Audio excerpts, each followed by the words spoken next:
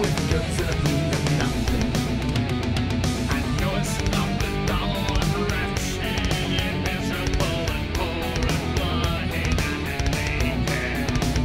I counsel thee to buy of me gold tried in the fire that thou mayest be rich, and white raiment that thou mayest be clothed, and the shame of thy nakedness doth not appear, and anoint thine eyes with eye salve that thou mayest see. Good morning. Welcome to Line by Line Bible Studies. My name is Paul Strangini. We're continuing in Matthew chapter 25. This chapter contains three very, I'll call them dark parables, because their essential nature is to warn.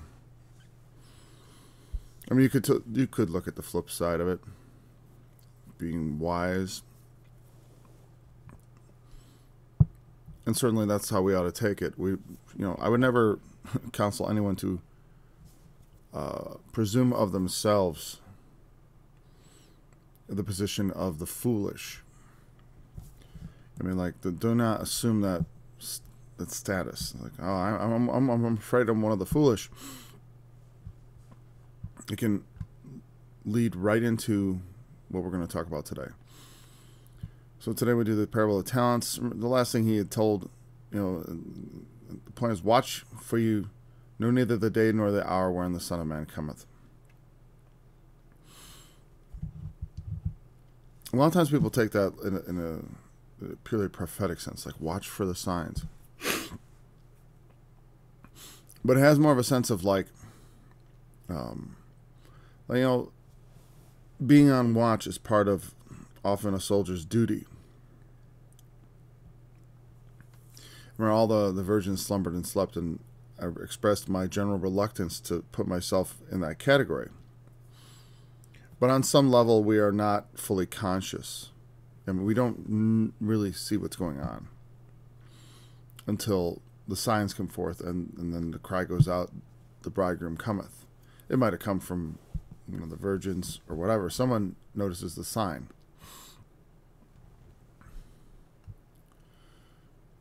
And it's about doing your duty, doing what is expected of you, not just being a hobbyist, which is the way I sometimes I think people treat Bible prophecy. That's their hobby. They sit around, they read the news, and they try to make everything fit.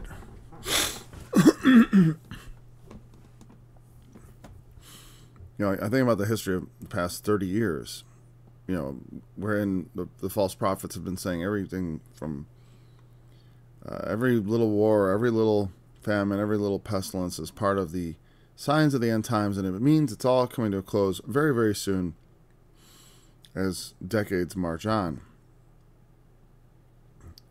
Do we say that? I mean, because they were saying the same things 200 years ago. Maybe not. Well, just about 200 years ago. If you want to research, look at the disappointment of 1830. People fill themselves with all kinds of nonsense and theories. Sorry, I should have covered the mic for that. Verse 14, for the kingdom of heaven is as a man traveling into a far country, who called his own servants and delivered unto them his goods. And unto one he gave 5 talents, to another 2, and to another 1, and to every man according to his several ability. They all have differentiated abilities. Well, let's just finish the verse. And straightway took his journey. Okay, they all have different abilities. According to what they're able, he gives them talents. Now, talent, it's an interesting choice of words in English. I don't know if it's just an accident. That for us today, we think of talent not as they would have, as a unit of measure. In English, it has the additional meaning of referring to someone's ability. Like, oh, he's got a talent for art, or he's got a talent for teaching, or he has a talent for... And I don't know if we actually... I don't know if we've got the cart before the horse there, meaning that The reason we say it's talent or someone is talented is because of the Bible. I don't know. It only occurred to me now as I read it, because it's not something I've ever really thought about. Well, I've thought about it, but never deeply. And I'm sure the history of that word could be looked up.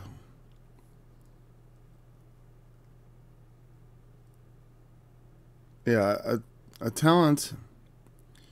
The Greek word is talenton. A balance, hence that which is weighed. That is a talent, about 300 shekels in weight. So I don't know precisely what that means. I mean, I know what it precisely means, but as far as the English word, I'm going to leave that for another day, because it's not important. It represents what we call talent to some degree, meaning ability. As it says so right there in the parable, it says, according to their several ability. I'm sorry, I'm going to...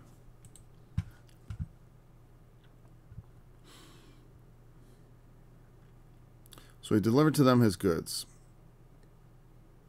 He's a man traveling into a far country. So he's got his servants, and he delivers them his goods. 5, 2, and 1. Then he that had received the 5 talents went and traded with the same, and made them other 5 talents. And likewise he that received 2, he also gained other 2. But he that had received 1 went and digged in the earth and hid his Lord's money. After a long time, the Lord of those servants cometh and reckoneth with them.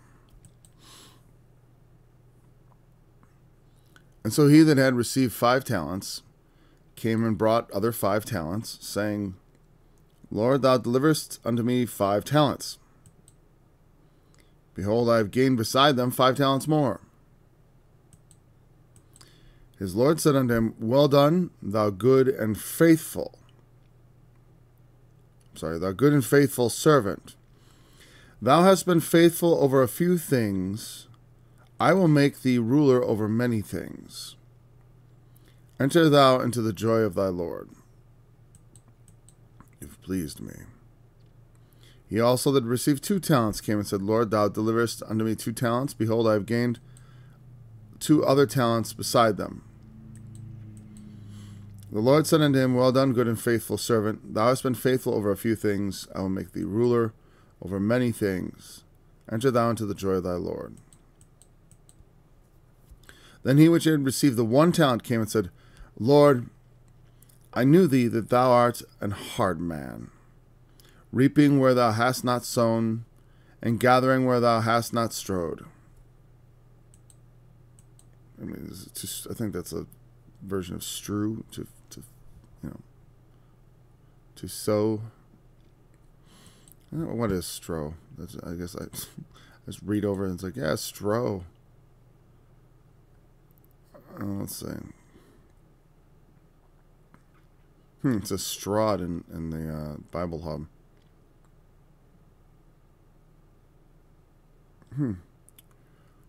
To separate, to winnow. The process of winnowing. I'm not sure if I got that. Winnowing may be when they separate the grain from the husk, I believe. Okay, it's not critical either. And I was afraid, and went and hid thy talent in the earth. Lo, there thou hast, that is thine. I've still got it.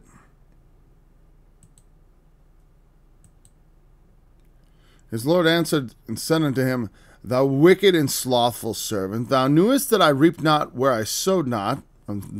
Thou knewest that I reap where I sowed not, and gather where I have not strowed. Thou oughtest therefore to have put my money to the exchangers, and then at my coming I should have received mine own with usury. Take therefore the talent from him, and give it to him which hath 10 talents. For unto every one that hath shall be given, and he shall have abundance. But from him that hath not shall be taken away even that which he hath. And cast ye the unprofitable servant into outer darkness. There shall be weeping and gnashing of teeth.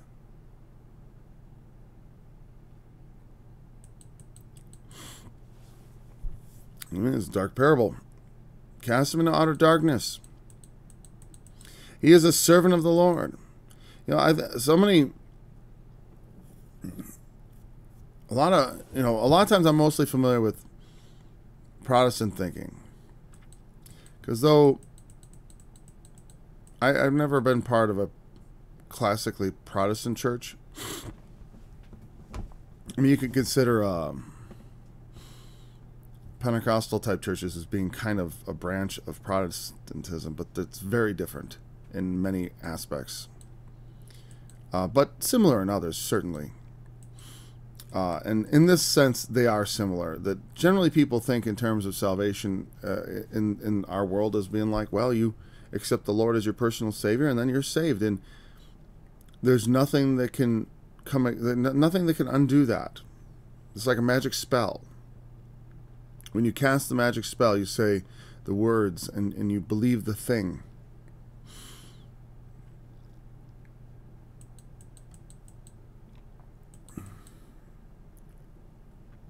And I don't know, this thing strikes me so solidly in the forehead in its meaning. I almost feel like, okay, do I have to say anything? Of course I do. I'm going to say something. Plenty. God gives us all things, our very lives. We can like measure out all kinds of we can take all sorts of measure of the blessings that are bestowed upon us. In some ways, it runs like the inverse of the parable in chapter 20 of the workers' wages. They're all out working, and serving the master that way, and earning their wages. And this one, they are actually servants, and to them is committed something in trust. These talents. And the talents are similar to the oil in the previous passage. It's like it's something you have to. Well, they had to do something. They had to take oil. They had to take a reservoir of oil. And this is kind of a similar thing, is that they need to take what the master has given them and do something with it. And notice when he talks to them, we can see the one with 5 goes and earns a profit, the one with 2. But the most interesting parts are when the master speaks to them.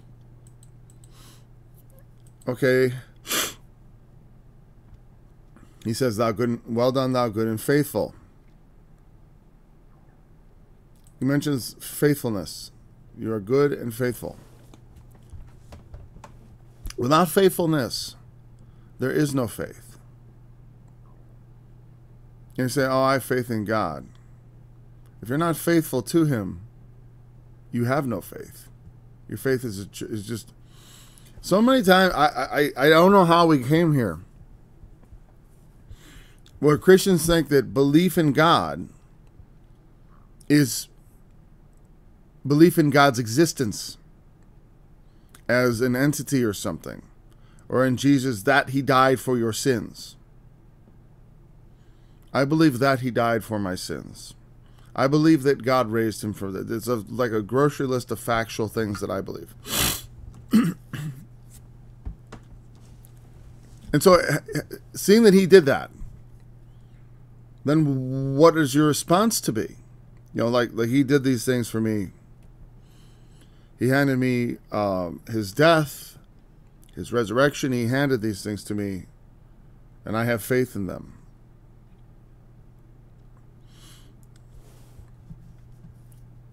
Well, there has to be a response to be faithful with what you've been given.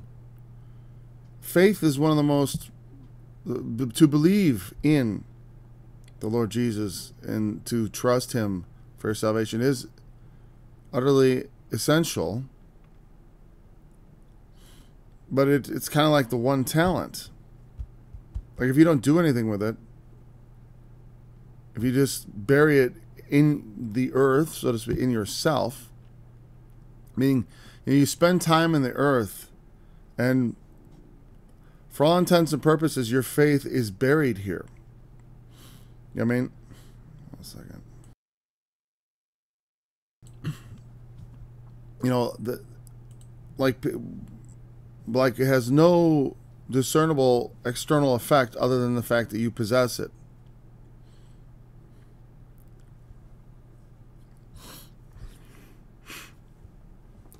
Got an itch inside my nose. As far as the Lord is concerned, that is a highly undesirable outcome. You should just hold on to your faith within yourself. And most Protestants would say, well, no, you want to do for the Lord and blah. They say that because they know it's true that you absolutely have to do something with your faith. But they don't want to put it in the language of it is required of you. They say, no, nothing's required except that you have faith. Well, what about this? Oh, nothing's required but that I have faith. What they fail to really grasp is that true faith, if you are truly full of faith, you're going to be faithful. And you don't just like take it and bear. The idea that someone could just have faith alone is contradicted in the book of James, where the only place in the entire Bible where it says faith without works and faith alone. What it says is what Paul teaches is you're justified by faith, not by the works of the law. And justification is a different idea. I was listening to someone talk about the differences, a couple of guys. I was listening to them talk about the differences between Christianity and Judaism. Unfortunately, neither of them were particularly religious people, though the Jew you could regard as more religious than the Christian in the conversation. And they totally missed the biggest significant. It's not just about, because the Jew thought Christianity was just about believing in Jesus, and he thought Judaism was about doing the right thing. But the real difference is in the fact that Christians have a sacrifice in Christ, and the Jews, they still are under the, I don't know what exactly Jews do about their sin. Because you see, it's one thing to say like, well, I got to do the right thing. Okay, fine. What about when you don't? How do you pay for that? Well, God just forgives me. Wow. And you say we're slack? The Christians somehow, there's this idea that we're slack about righteousness. Because according to the law, when you sin, there must be made atonement.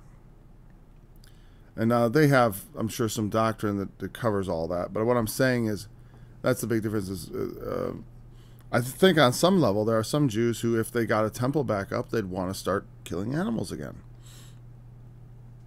I've certainly heard it spoken of. Like, I don't know what they're doing in the interim. I don't know. But that's one of the. I mean, there are many differences between Christianity and Judaism. But I'm like, that's a big. When they start talking about the sacrifice of Christ, and it just sort of lets you off the hook. It's like, what do you think sacrificing animals was supposed to do? The ignorance, I think that like, oh, you don't sacrifice for sins to justify yourself before God? That's the whole, read the book of Leviticus. A lot of times people get so buried in the, because the practice of one's religion is not necessarily going back to the original text and sort of figuring out what that says you should do, but you go to your religious instructor. Whether if you're a Jew, you go to your rabbi. If you're a Christian, you go to your pastor. There's not a lot of returning to the original sources. So the pastor says just have faith, because that's the simplest thing for him to tell you. Plus, you start telling people like you've got to do something with your faith, they start freaking out. Well, what am I going to do? What am I going to do? And it's according to like it said, it's according to their several ability. Not everyone is given the same gifts. And you'll notice, remember, in this passage, when he talks to the one with 1 talent, he said, you could have at least given my money to the usurers, or to the bankers. What was the word he used? He called them wicked and slothful. you believe this about me.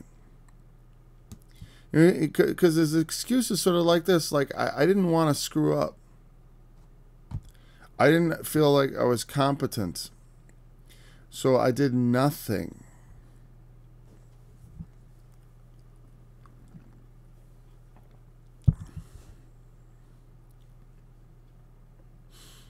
You should have put my money to the exchangers.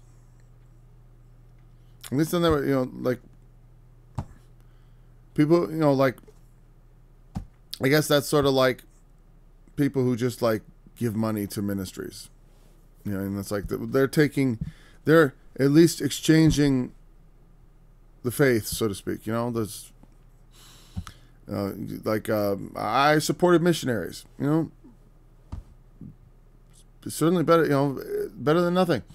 But I do not want you to think of this. It's so tempting to think of this in terms of just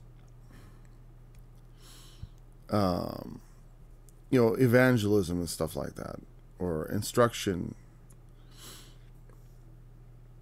Giving you faith to do something is not just about doing great things. It's about living out your faith.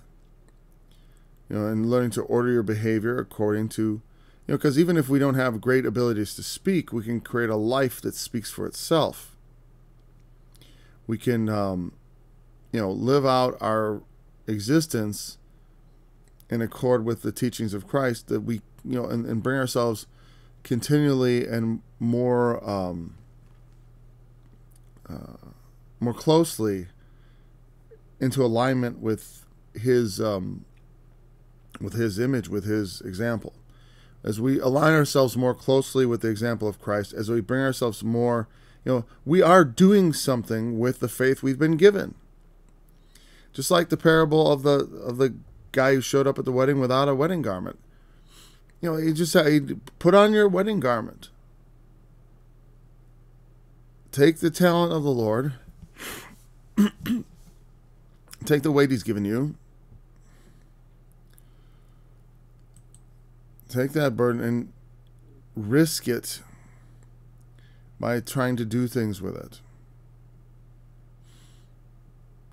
Because it's a lot easier to just sit back and do nothing and to fold our hands and say, like, well, I believe, and now I'm saved, and I guess now it's time to watch the football game, or whatever it is.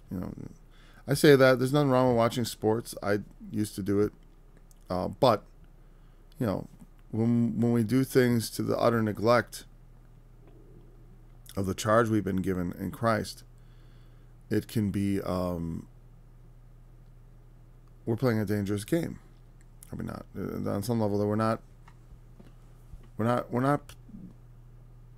like, the people in Protestant church, He sends people to hell. I mean, they believe that. I mean, I believe it too in my way, but I mean, it's like, I believe in death and in the resurrection of the dead, and I believe in the lake of fire and the second death. I don't believe in an eternal torture chamber, but they do. So they know he means business. And they really think, you really believe that I just sort of can have faith and not do anything about it, and I'm going to get away with that. I feared that you're a hard man. And that is not a good thing to say. It's like He judges you according to your faith to some degree. I mean, like, I don't think of God as a hard man. I don't think like, oh, He's like this hard guy. Stubborn like a mule. Hard like one too. I don't think of that. I think of God as being gracious, as trying to help me and trying to do things for me. And so I'm going to do my utmost for Him. Don't regard God in your heart as that which is set to judge you. lest that become the relationship you form with him. You don't want that to become your relationship with God, as you in fear and him in judgment.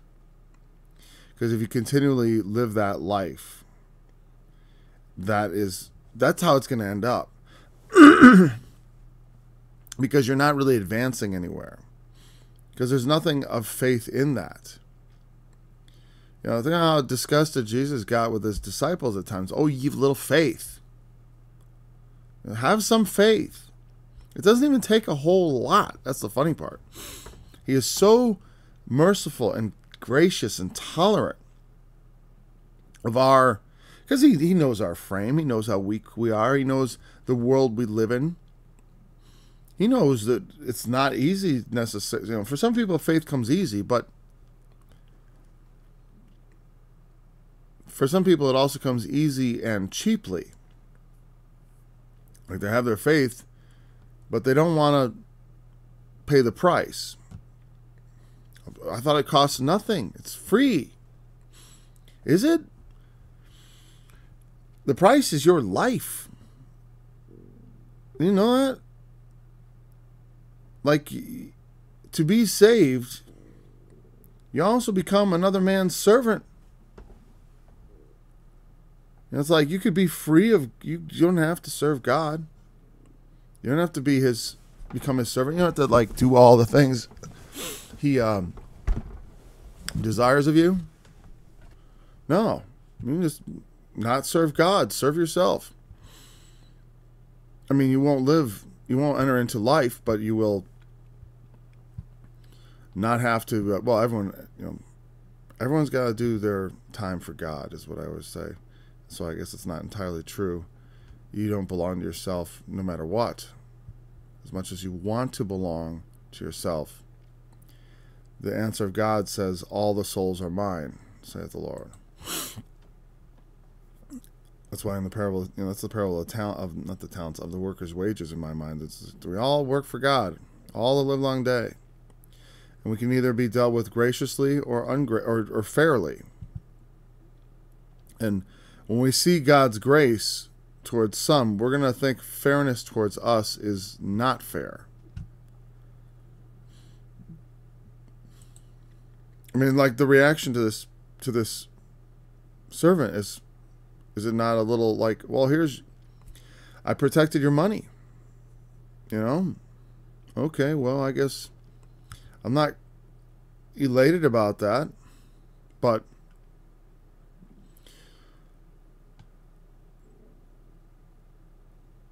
it's interesting because in the version in Luke, it's the pounds instead of the talents, and there are different details. Like in this telling of the parable, there's no charging to occupy till I come. It is just they're given it, and then he goes away. I find that interesting.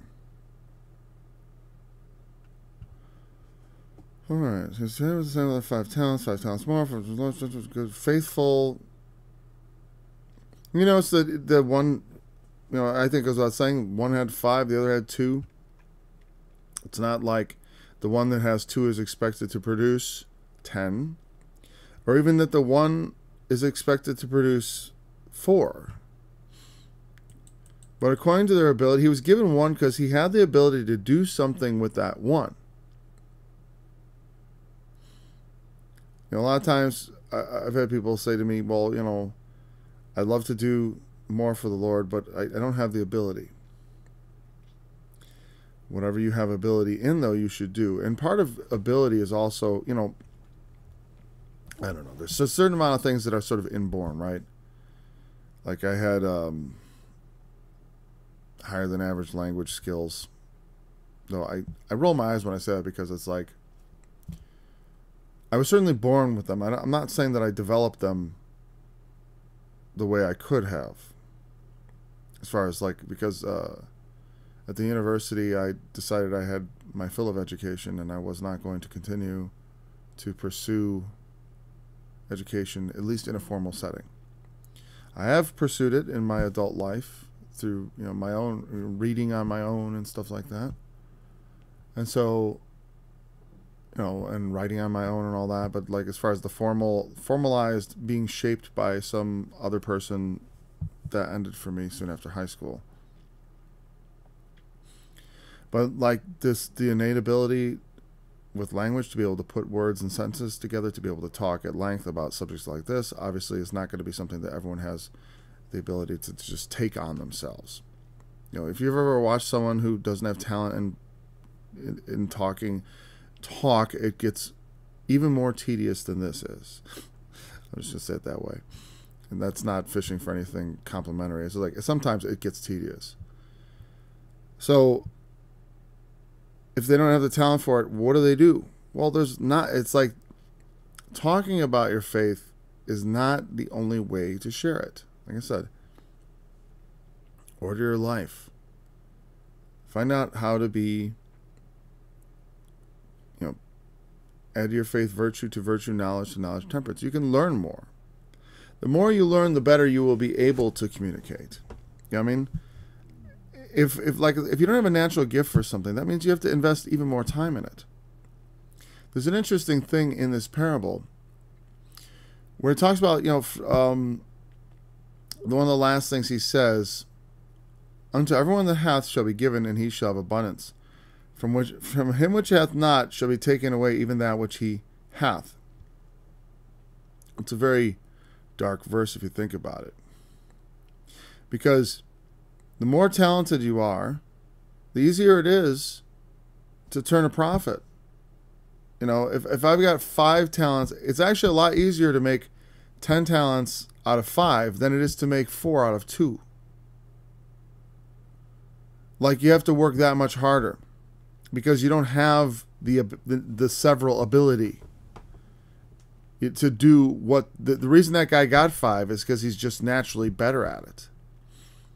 And the guy only got 2 because he's just naturally not quite as good as the other guy. So the master he's not risking as much of his goods on that other servant. And then you get down to the guy who gets 1. And he's, in a sense, it shows his master does not think much of him. He doesn't take much of a risk on that guy. He hasn't given him much.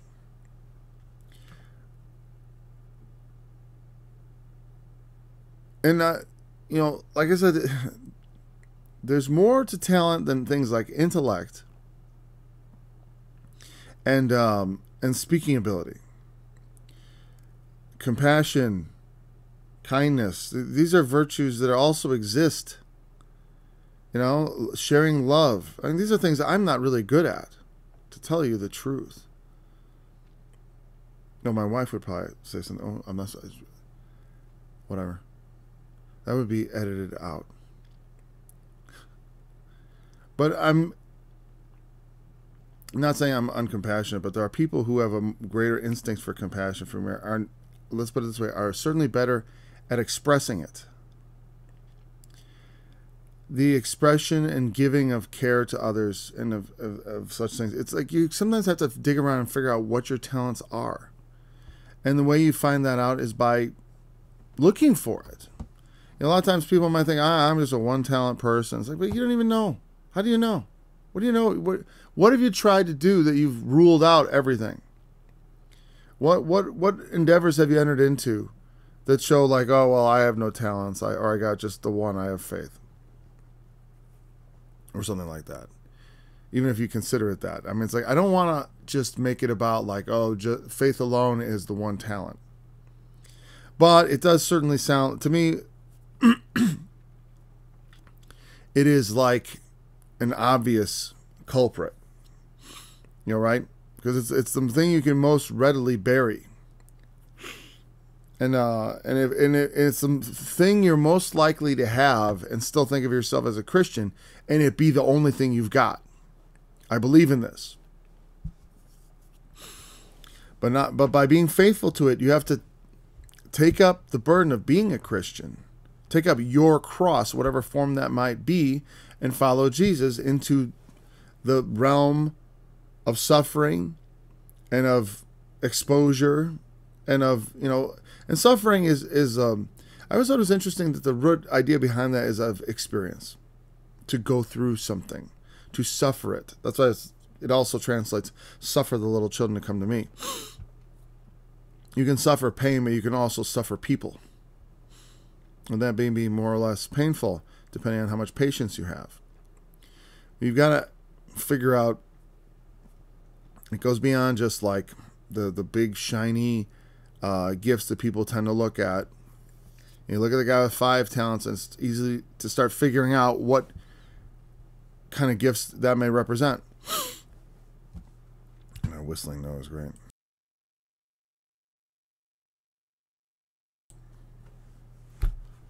Feels like there's a feather up my nose. All right. There we go.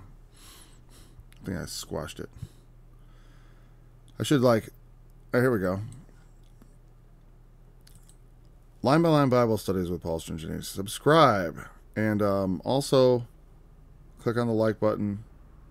For more studies, songs, and more, which is things like writings, you can visit oraclesofgod.org.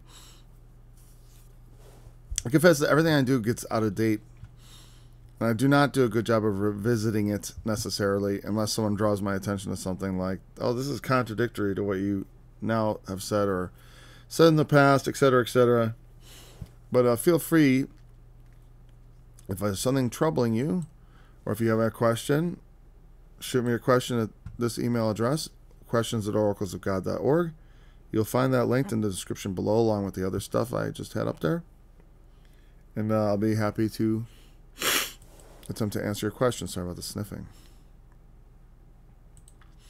And let's just quickly check the no questions in the live chat, no emails in the inbox, so we can go back to the study. Sorry. That nostril is the one I've had operated on, and it has never fully healed. And so it has a problem. Sorry. Okay. Oh, my thing about that one, I think Slovenian guy is like a communist lecturer or something. Man, he is always at his nose, and he can't help it. It's just constantly... So put up with me, I hope. I hope.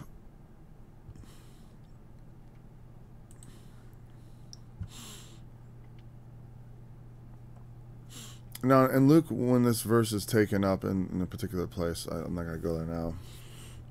But these things can be sought out through the through various search functions. It says, "From him that hath not shall be taken away even that which he seems to have." Even that which he, he possesses it now, but is it really his? And that's the idea, is that what he's been given doesn't really belong to him. I said, my life doesn't really belong to me. Like, I can't, something that could be, possession, what is it? Possession is 90% of the law or something like that. I forget what it was. If that's the right phrase. Like, if you have something, it's sort of yours. Unless it can be proven you stole it or otherwise are not entitled to it. If I can't maintain my life, when someone kills you, they take your life. Just take it from you like that. And they don't even get to have it. It's just lost. It's tragic. But the things we think we have, we don't really have. God has them. And he can take it back if we have not been faithful in the way we use it. So the best thing I can say is use your lives for good. Use your faith to leverage greater things in the faith. Hold on a second, sorry. That was productive. If you feel like untalented, see if you can learn a new skill to stretch yourself. I don't take up a musical instrument. You know, I mean, I'm not saying that, but have you ever tried anything like that? You know, I don't know. I've got no talent for anything. It's like, have you explored all the things you might be good at? And like, you know, I don't think it's. And you know, when I talked about like, you know, giving it to the exchangers and all that, I don't think that that's necessarily like the point was that like the other guy took the talents and he traded with them. He used what God had given him to give an increase. And so, you know, it is a sort of a trading thing. He's active in it.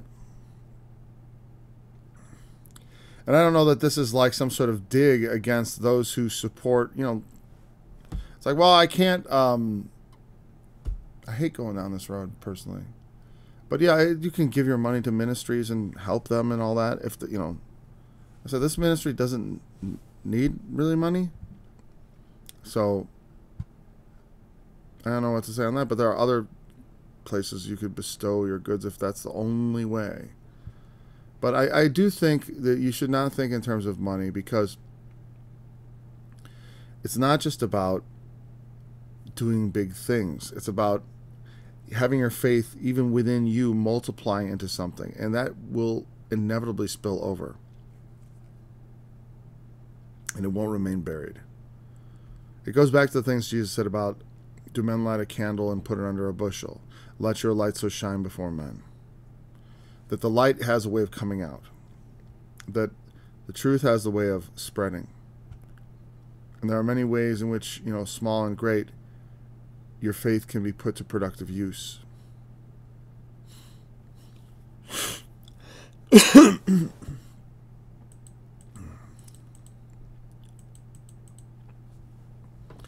He casts the unprofitable servant, he is rejected, like completely, into outer darkness.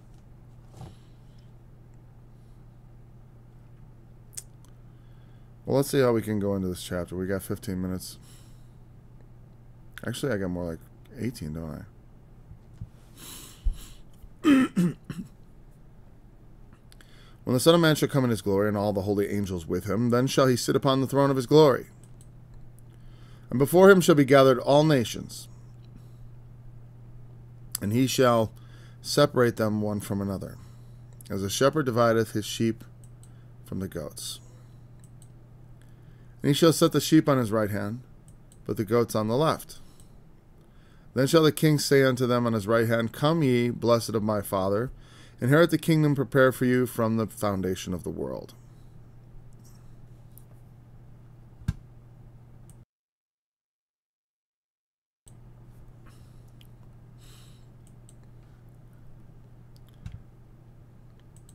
I don't know how that went back on me. For I was an hungered, and ye gave me meat. I was thirsty, and ye gave me drink. I was a stranger, and ye took me in. Naked, and ye clothed me. I was sick, and ye visited me. I was in prison, and ye came unto me. Then shall the righteous answer him, saying, Lord, when saw we thee an hungered, and fed thee, or thirsty, and gave thee drink? When saw we thee a stranger, and took thee in, or naked, and clothed thee? When did we see you sick or in prison, and came unto thee? And the king shall answer and say unto them, Verily I say unto you, inasmuch as ye have done it unto the least of these, my brethren, ye have done it to me.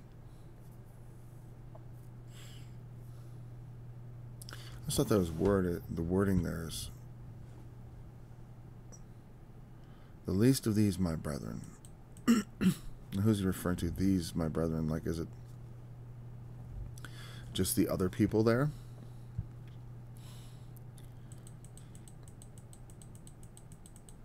And this is a sort of a parable. You could look at it as a prophecy, because it doesn't seem as parable-like as the other one. The other ones were definitely parables. This is not so much a parable.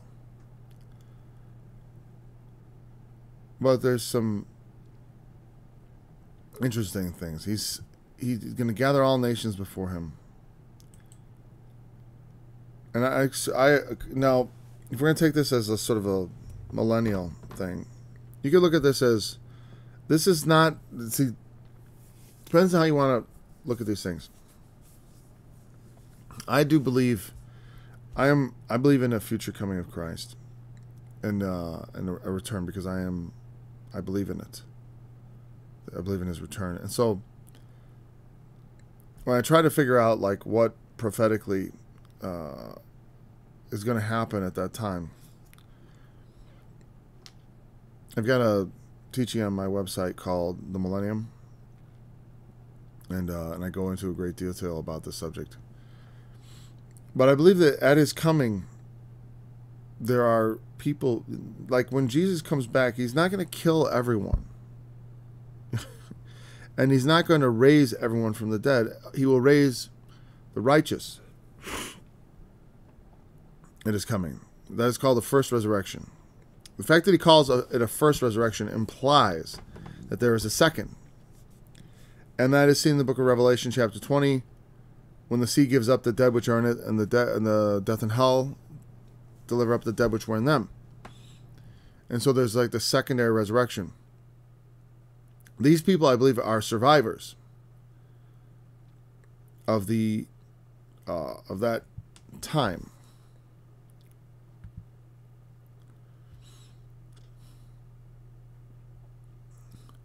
At least that's one way to look at it. Now, I'll say this, just because I don't know positively how to interpret this. Like, I know how to interpret it, but I don't know which interpretation is correct. Because you could look at this two ways. You could look at this as the sheep and the goats are, the sheep are his sheep, his believers, his disciples, his servants. Or you can look at it, these are people who are being judged. Maybe they're not his disciples, but they are people who are alive at the end and behave virtuously, at least to some degree. I mean, they're not instantaneously judged worthy of what's going to happen to the goats.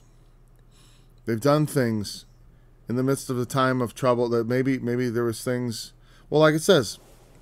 Now, on the one hand, though, I look at this and I'm like, you could look at this as sort of like, if this is believers, if this is his servants, he's saying this to the sheep and the goats. Because the division into sheep and goats, I don't know. He talks about feeding my sheep, and that's definitely a term he uses for his disciples and such. But I've always thought there was something just fishy about this passage, as far as assuming that is the case.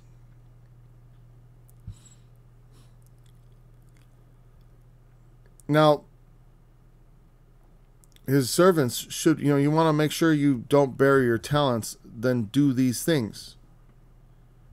I mean, if you're not doing these things, you've definitely got your talents buried.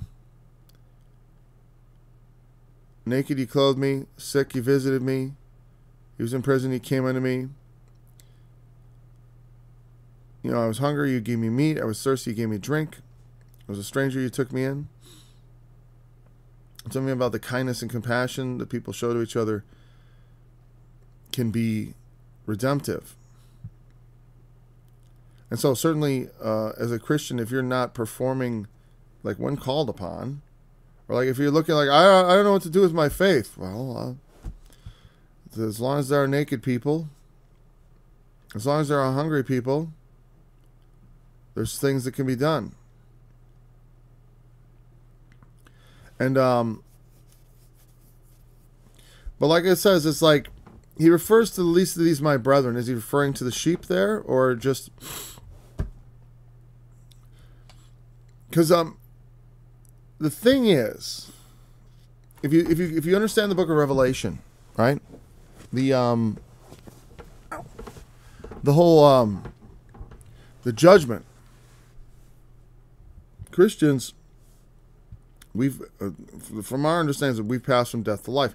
Now, you can end up like that slothful servant who wasted his master's talent and found himself cast out. Or like the great whore, the falling away, etc.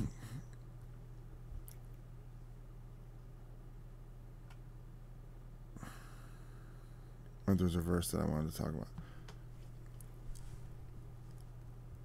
But like when it talks about the message to the 7 churches, you know, he that overcometh will I grant to sit with me in my throne, even I as I also overcame, and am set down with my Father in his throne.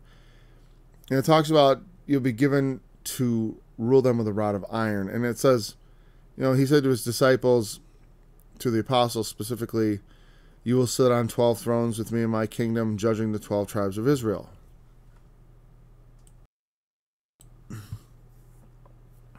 Okay. And it's a rather complicated subject because of the millennium. Because of that sort of idea that that Christ would return, and then there would be this intervening period of time. Now, some Christians don't even believe in the millennium. I do, but I'm not going to go into the amillennial view or to the post-millennial view or any of that, because I'm a premillennialist in essence, okay? And I know they have ways of sorting that out. I just find that the most compelling way to bring all the scriptures on the subject together requires me to take up a premillennial position. And Christ is going to return to earth. He will raise the dead, the righteous dead, and the living Christians who remain to the end will be transformed. But the rest of the world is not going to be like transformed suddenly or killed or anything. They're going to be judged. And it's not like it's going to be thumbs down for everybody. And that's what I'm saying. I think this passage may refer to is that, like, in the end times, let's say you're on the run or without food, because, you know, no man can buy or sell save he that had the mark, or he had the number of the beast, or the number of his name.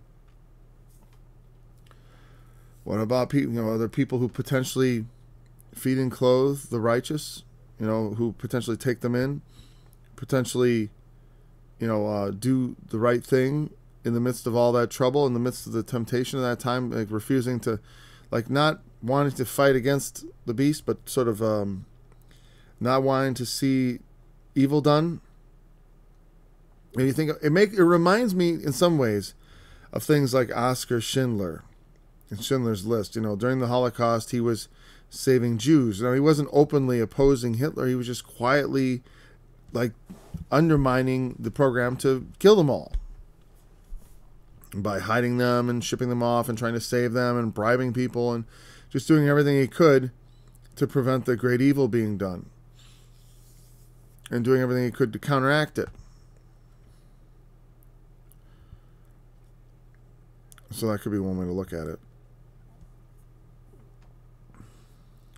But there are problems with that way of looking at it as I read the passage. You did it. Oh, I skipped ahead. And then,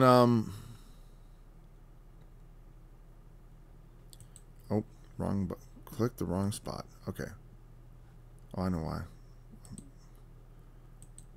Verse 41, then shall he say also to them on the left hand, depart from me, ye cursed, into everlasting fire, prepared for the devil and his angels. For I was an hungered, and he gave me no meat. I was thirsty, and he gave me no drink.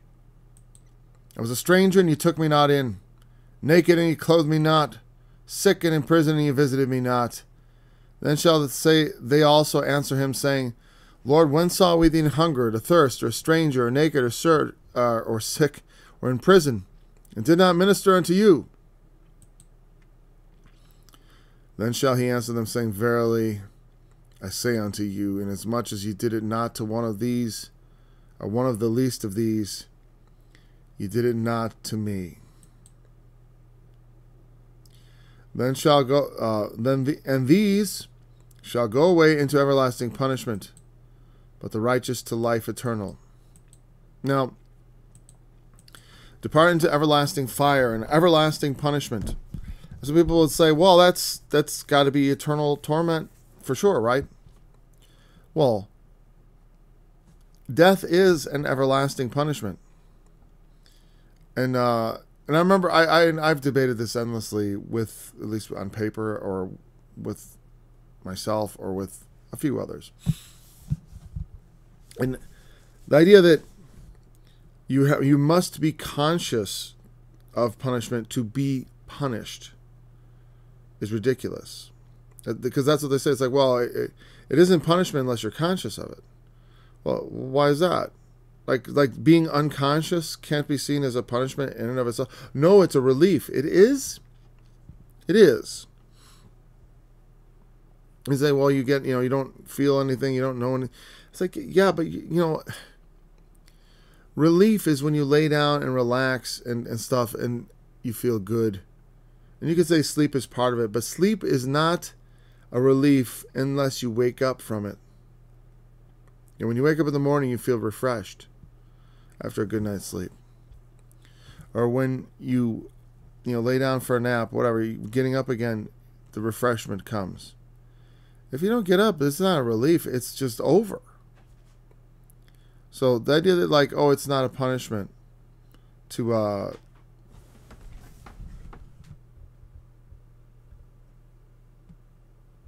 who is there? Nobody? Something's falling over. There's probably some paper sliding around. It's probably a rat or a mouse. It's probably not a rat. We don't have rats.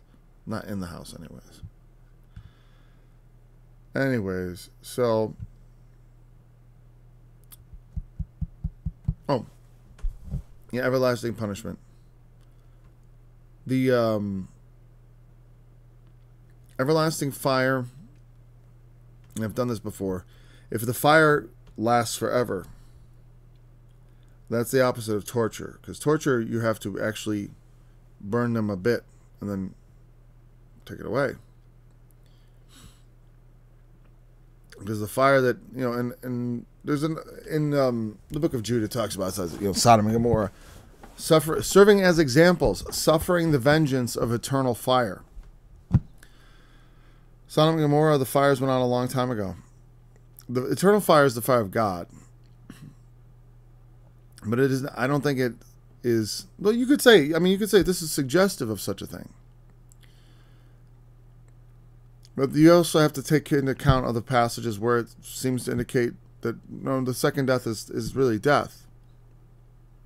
And you got to ask, well, how literal is this and how literal is that? Which one is being metaphorical? Is death just a metaphor for eternal torture? Or is eternal torture a metaphor for what people who are actually dead are experiencing? Because I don't think it's necessarily, because death is not an experience. Death, you experience death, but being dead is not an experience. It's the opposite of experience.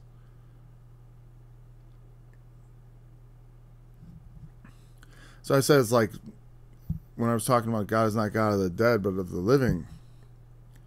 Exactly. How can you have, if people are up and walking around, they're not dead? Like we call the Holy Spirit the Holy Ghost. They do in the King James. It's not because the Holy Spirit is dead that we call him a ghost. If there were such things as ghosts, like just we think of like everyday ghosts, that would not be evidence of life after death. It would just be evidence of life. I mean, it would be after death, sure, the death of the body, that you go on living. But then in all cases, death is just an illusion. It's just something that only the body experiences. But in Matthew 10:28, the Lord suggests that fear not, you ought not fear them which can only destroy the body, but cannot destroy the soul. Fear rather him which is able to destroy both soul and body in Gehenna, the lake of fire. Everlasting punishment is death. It is contrasted here with life eternal. They should go into everlasting punishment, a punishment that lasts forever. That's why death, one of the reasons that, I used to be in favor of the death penalty until they started just exonerating all these people on death row with DNA evidence. It's like, if you're going to take away someone's life, you can't undo that if you make a mistake. So you had better be very, very sure. Beyond a reasonable doubt is sort of like, I think that's not quite good enough. Beyond any doubt.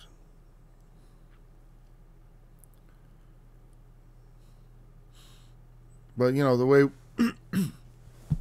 people kill people and they hide the bodies and they do things, you know, and then they want to track it down. They want to find out who did this and punish them. But like, when you have all this circumstantial evidence and stuff, it's like, I don't know, man. It's like there were a lot of people exonerated by certain kinds of, by new technology.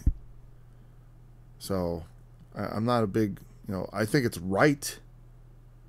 Murderers should be put to death. Absolutely.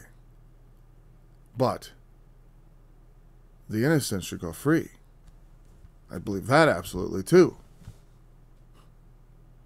You know, so I think putting an innocent man to death is far worse than locking up, than failing to actually execute a man if you can keep him locked away. At least that's my opinion. Okay. So that you know, that passage, I don't think that's a very good passage for me. I mean, like I said, you can look at it two ways, but I think there's problems in each one. It's kind of a problem passage. Well, because it's say like, if this is premillennial, why is he sending them off to hell? Well, yeah, that's something I didn't cover. I'll cover that really quick. Paul, how do you fit that into a premillennial view? Because the lake of fire isn't really supposed to come about till 1,000 years later. Well, I look at this as sort of the pronouncement of their fate. Like, depart from me into everlasting fire prepared for the devil and his angels. It's like, that is where you must go. And just like all, you know, we could say to someone today, people will say to go to hell, you know. So they may be summarily executed on the spot. So let's say they're summarily executed. They depart ye into everlasting fire. They execute them, and then Revelation 20 comes about. The sea gives up the dead which are in it, death and hell delivered up the dead which are in them, and they're judged every man according to their works. And so basically, they would be, my thought is that perhaps they're summarily executed, and then 1,000 years later, the resurrection of the unjust. And then they are given final judgment. Though this judgment sounds pretty final. Like it's already sort of a foregone conclusion. But the thing is, like I said, if you are put to death, or you just die, let's say I die, I believe the next conscious experience I will have is the resurrection. It's almost like there's not like a dream state you enter into, a waiting. You go from this moment to the moment just before eternity. Or, if you're in the resurrection of the first resurrection of the just, you'd be resurrected ahead of the 1,000 years. Which could be a symbolic time period. You know, I don't deny that there's flexibility in these things because we don't know.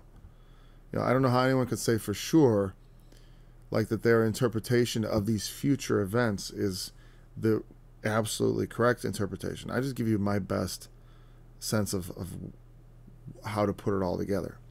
So, you know, it's not as clear cut as like that. Yeah, you should feed the hungry, clothe the naked. Take care of the sick. That's easy to understand.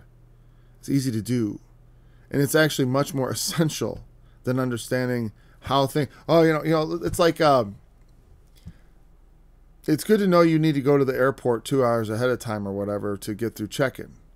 But you don't have to know like every detail of like how it's going to work, because you go there and there'll be like instructions. There'll be signs that say, wait here, go there. When you get in line, they'll say, okay, give me your bags and let's look at it. And they'll say, okay, you need to step aside for an additional pat down or whatever. I haven't flown in years, but I do know this. I've heard them say you've got to show up a few hours ahead of time. Right? And I know the essential thing. It takes a long time to get through. So I take the essential thing and I go ahead and I just do that. Show up early. And then just kind of feel my way through. So if anything, you know, I would not want anyone to be offended at my opinions on the subject of the millennium or the future or anything. Because I do not think that is the essential part of the Christian faith. It is something that we look forward to, but we see through a glass darkly. We don't know exactly what form these things are going to take, because there are passages where it's like, what's symbolic, what is literal, what is meant to be, taken metaphorically, and what is meant to be taken literally. I don't know in every case, but I do know this, that you want to be found. When you meet the Lord, you want him to say, "Well done, thou good and faithful." And one of the things that makes this difficult, like some of the things I said about this passage, one of the things I forgot to mention, verse 34 makes the way I've been looking at it very problematic. Look at verse 34. Then shall the king say unto them on his right hand, Come ye blessed of my Father, inherit the kingdom prepared for you from the foundation of the world. Inherit the kingdom. So maybe it is the righteous and the wicked, and there's no one else. But I guess I have this inclination to keep some people alive. Because otherwise, then when Jesus comes, it's basically he takes the righteous and they go into the kingdom, and the wicked, they all go to hell. And then there's who do the righteous reign over in the millennium? Just nobody. Nobody. Or maybe there's some other group here. I don't see how you can get them in, other than these my brethren. So I don't know. Maybe the brethren of the Lord are just those who suffer, those who are hungry, those who are sick, those who are in prison, especially those who are there unjustly. Anyways, thanks for joining me in this study. I look forward to studying with you again tomorrow and continuing this in chapter 26. Let's just bring up something here.